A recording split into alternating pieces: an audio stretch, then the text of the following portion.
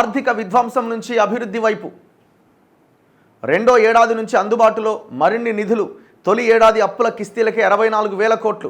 ఉమ్మడి రాష్ట్రంలోనూ ఇంత ఆర్థిక భారం లేదు. పథకాలకు మరో 61,000 కోట్ల ఖర్చు. విద్యుత్ పైన కమిషన్ నివేదికను అసెంబ్లీలో పెడతాం. ఈనాడు ఇంటర్వ్యూలో ఉప ముఖ్యమంత్రి భట్టి విక్రమార్క. చూశారు కదా, ఉమ్మడి రాష్ట్రంలో కూడా ఇంత ఆర్థిక భారం లేదు. తొలి ఏడాది అప్పుల కిస్తీలకే మేము 64,000 కోట్లు కట్టినామంటారు. మరి ఎందుకు ఇంత పెద్ద యాడ్స్ ఎందుకు? దేనికి ఇది? ఎందుకు ఇచ్చుకోవాలా? మొన్న కూడా ఇచ్చారు కదా, మొన్న రైతు పండుగని మొన్న ఒక యాడ్ ఇచ్చారు.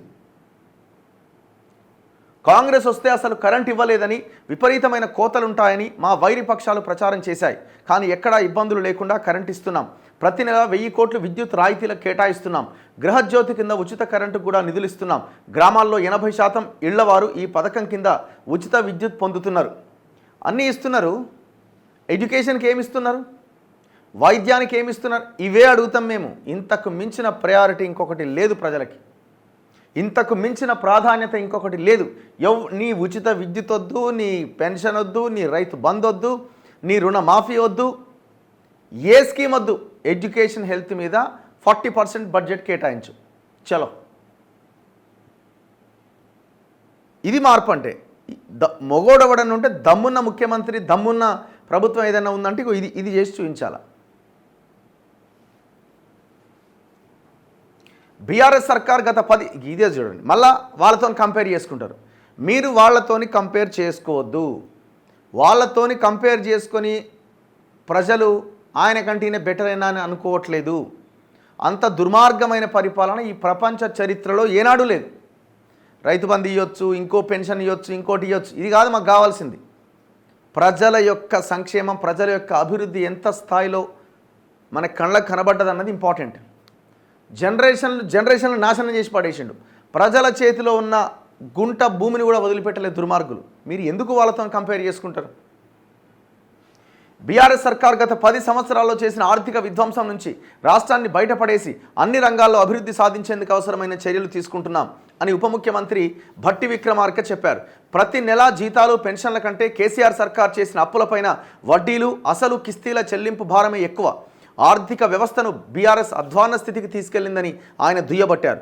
క్రమంగా రాష్ట్ర ఆదాయాన్ని మెరుగుపరుచుకుంటూ అభివృద్ధి చేస్తున్నాం. రెండో ఏడాదిలో విద్యా, వైద్యం, మౌలిక సదుపాయాలు, నీటిపారుదల రంగాలకు మరింత ప్రాధాన్యతనిస్తాం. 5 ఏళ్లలో అన్ని రంగాలను అభివృద్ధి చేస్తామని స్పష్టం చేశారు. యాదాద్రి విద్యుత్ కేంద్రం నిర్మాణంలో కేసీఆర్ నిర్లక్ష్యం, లెక్కలేనితనంతో వ్యవహరించడం వల్ల అంచనా వ్యయం భారీగా పెరిగిందని భట్టి ధ్వజమెత్తారు. 2030 నాటికి 20,000 మెగావాట్ల పునరుద్ధరణీయ ఇంధన ఉత్పత్తి లక్ష్యంతో ముందుకెళ్తున్నామని ఆయన వివరించిండట.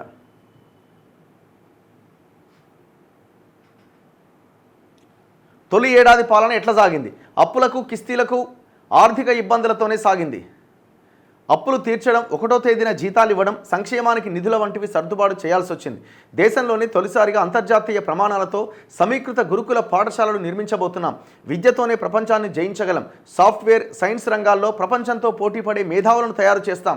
ప్రపంచానికి నాయకత్వం వహించేలాగా తెలంగాణను అభివృద్ధి చేయాలి అనేది మా లక్ష్యం. మేము అడుగుతున్నాం వెరీ క్లియర్గా, రాష్ట్ర ఆర్థిక పరిస్థితి దారుణంగా ఉంది. తెలంగాణ అంటేనే భూమి. మేము చాలా క్లియర్గా చెప్తున్నాం. లక్షలాది ఎకరాల భూమికి ఇవాళ కబ్జా గురి కాబడ్డది. అరే, ఒక్కడి దగ్గర నుంచి ఒక్క గుంట భూమి మీరు రికవరీ చేయలే ఇంతవరకు. ఆ భూమిని వెనక్కి తీసుకొని అందులో 20% వేలమేసిన 5 ఏళ్ళు ఏమీ లేకుండా గవర్నమెంట్ నడుస్తుంది. అద్భుతంగా మనం ఎన్నో అంశాల మీద ఖర్చు పెట్టుకోవచ్చు. ఇల్లు కట్టియొచ్చు, ఎడ్యుకేషన్ మీద బడ్జెట్ పెంచవచ్చు, వైద్యం మీద బడ్జెట్ పెంచవచ్చు, స్కూల్స్ కట్టొచ్చు, హాస్పిటల్స్ కట్టొచ్చు. 5 ఏళ్ళు తిరుగు లేకుండా ఉంటుంది. అంత భూమి ఉన్నది. మరి ఆలోచన ఎందుకు వస్తలేదు? ఆలోచన ఈ గవర్నమెంట్కి ఎందుకు వస్తలేదు? ఏడాది పాలన తర్వాత రాష్ట్ర ఆర్థిక పరిస్థితి పైన మీ అంచనా? కేసీఆర్ 10 సంవత్సరాల్లో 7 లక్షల కోట్ల అప్పులు తెచ్చి రాష్ట్రాన్ని అతలాకుతలం చేశారు. ఈ ఏడాదిలోనే పాత బాకీల కిస్తీలకే 64,516 కోట్లు చెల్లించాం. ఇది జీతాల కంటే ఎక్కువ. ఇవి కాకుండా రుణమాఫీకి 20,617 కోట్లు, సంక్షేమ పథకాలకు 61,194 కోట్లు చెల్లించాం. బీఆర్ఎస్ తెచ్చిన భారీ అప్పులు నిర్మాణాత్మకంగా ఖర్చు పెట్టారా అంటే అది కూడా లేదు. కాళేశ్వరం మీద ఖర్చు చేస్తే మేడిగడ్డ, అన్నారం, సుందిళ్ల ఆనకట్టలు కుంగిపోయినాయి. కాళేశ్వరం నిర్మాణం వల్లే తమ హయాంలో వరి ధాన్యం ఎక్కువగా పండినట్లు బీఆర్ఎస్ సర్కార్ చెప్పేది. ఈ ఏడాది కాళేశ్వరం నీటిని ఎత్తిపోయకుండానే అంతకంటే ఎక్కువ వడ్లు పండించాం. బీఆర్ఎస్ జనాలను మోసం చేసిందనడానికి ఇంతకంటే నిదర్శనం ఏం కావాలి? కాళేశ్వరం గురించి మాట్లాడుతున్నారు. రికవరీ చేయండి. మెగా కృష్ణారెడ్డి దొబ్బిదిన్న ఆర్థిక దోపిడీ చేసిన ఆర్థిక ఉగ్రవాదిలాగా తయారైన మెగా కృష్ణారెడ్డి నుంచి డబ్బులు రికవరీ చేయండి. చేత కదా? అసలు మీరు విచారణ చేయడానికి ఇంట్రెస్ట్గా లేరు కదా. ఓన్లీ మేడిగడ్డ, అన్నారం, సుందిలకే మీ విచారణ పరిమితమైంది. మిగతా 90% వర్క్స్ చేసిన మెగా కృష్ణారెడ్డి మీద విచారణ ఏది?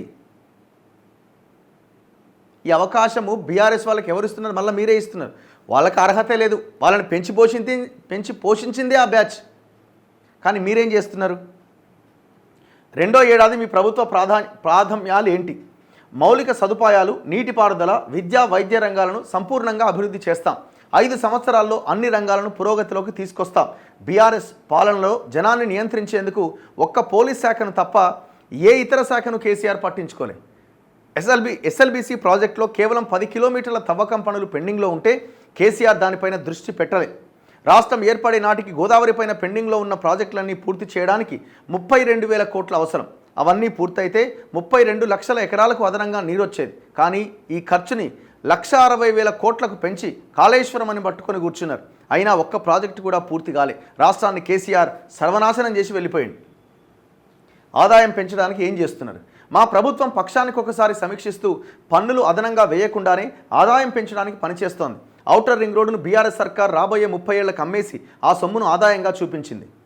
మరి స్కామ్ అన్నారు కదా, తిరిగి తెస్తామన్నారు కదా, స్కామే కదా, కుంభకోణమే కదా. మరి ఏమైంది అది? ఎందుకు దాన్ని వెనక్కి తీసుకుంటలేరు?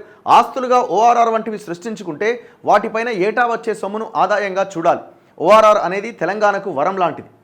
దానిపై వచ్చే సొమ్మును రాష్ట్ర అభివృద్ధికి వాడుకోవాల్సింది పోయి ఒకేసారి 30 ఏళ్లకు తెగనమ్ముకుంటే గుడ్లు పెట్టే బంగారు బాతును కోసుకొని తిన్నట్టే కదా. ఇలా మా ప్రభుత్వం కూడా ఏదైనా సంస్థకు అప్పజెప్పి 30 ఏళ్ల సొమ్మంతా ఇప్పుడు తీసుకొని ఖర్చు పెట్టేస్తే రాబోయే ప్రభుత్వాలు ఎట్లా నడుస్తాయి? మంచి పాయింటే. మరి అది రికవరీ, దాన్ని వెనక్కి తీసుకోవడానికి ఏమైనా అవకాశాలు ఉన్నాయా? మీరే అన్నారు అధికారంలోకి వస్తే రద్దు చేస్తామని.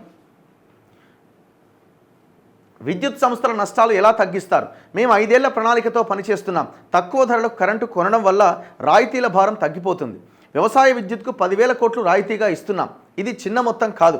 సౌర, పవన, జల బ్యాటరీల్లో ఉన్న ఇంధన నిల్వ వంటి అన్నీ కలిపి 2030 నాటికి 20,000 మెగావాట్ల RE ఉత్పత్తిని లక్ష్యంగా పెట్టుకున్నాం. సో ఇట్లా ఆయన చాలా అంశాలను ప్రస్తావించడం జరిగింది. వాళ్ళకి ఇచ్చిన ఇంటర్వ్యూ ఇది.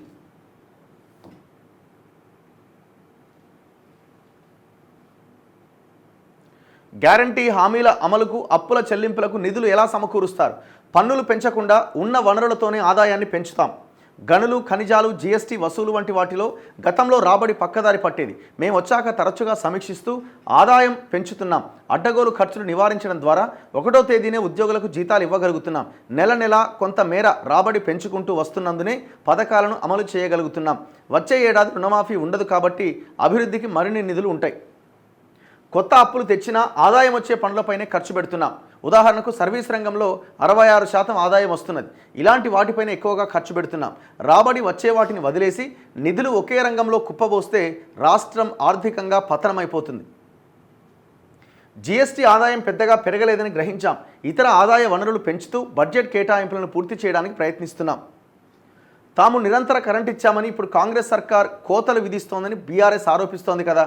కాంగ్రెస్ హయాంలో కరెంటు అంతరాయాలు ఉన్నాయని బీఆర్ఎస్ సొంత సోషల్ మీడియాలో కొంత ప్రచారం చేసింది. కానీ కోతలు లేకుండా కరెంటు వస్తుందని వినియోగదారులకు తెలుసు. బీఆర్ఎస్ హయాంలో కంటే ఇప్పుడు కరెంటు వినియోగం, సరఫరా ఎక్కువగా ఉందని గణాంకాలను బయటపెట్టిన తర్వాత ఆరోపణలు మానేసింది. సో ఇట్లా కాంగ్రెస్ ఏం చేసిందని విజయోత్సవాలంటూ బీజేపీ విడుదల చేసిన ఛార్జ్షీట్ పైన ఏమంటారు? మేము అధికారంలోకి రాగానే ప్రజలకు అన్ని రకాలుగా స్వేచ్ఛనిచ్చాం. ఆర్థిక పరిస్థితులు గాడిలో పెట్టాం. విద్యా వ్యవస్థకు ప్రథమ ప్రాధాన్యం ఇచ్చి అభివృద్ధి చేస్తున్నాం. బోగస్ 7% మీరు కేటాయించింది. 50,000 మందికి ఉద్యోగాలు ఇచ్చాం. కరెంటు సరఫరా క్రమబద్ధీకరించాం.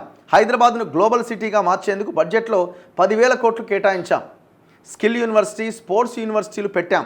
65 పాత ఐటీఐలను అడ్వాన్స్డ్ టెక్నాలజీ సెంటర్లుగా మార్చి నైపుణ్యం పెంచే పనులు చేపట్టాం. ఎన్ని స్కూళ్ళు కట్టాం, ఎన్ని హాస్పిటళ్ళు కట్టాం, ఎన్ని ఉన్నాయి ఓపెన్ చేశాం. ఇది కావాలా మాకు?